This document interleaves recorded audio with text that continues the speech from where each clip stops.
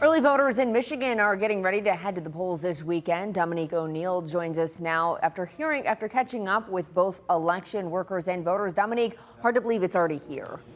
That's right, Kaylee. Voters I talked to say they're eager and happy for this upcoming election. And election workers say they expect double the turnout from what they saw back in the primary.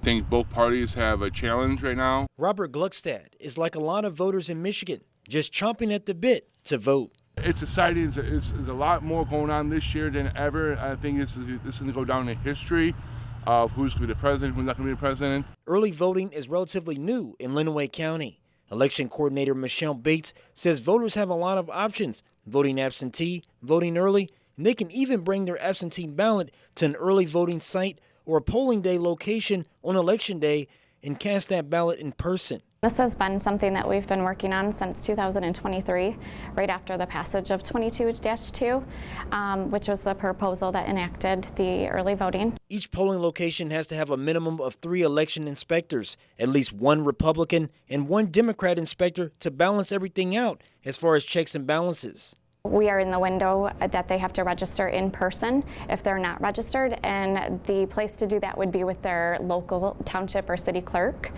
and they can register up even on election day. Bates says she expects the voter turnout to be solid, much larger than the presidential primary in February, where they only saw about 400 voters.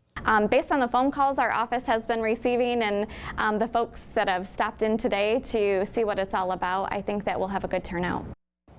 Now let's put this into context for you. Early voting in Ohio started back on October 8th and goes through next weekend. But the window for Michigan voters is smaller. It begins tomorrow and you have only 9 days to do so. And it runs through November the 3rd. Reporting in the newsroom, Dominique O'Neill, W2O11.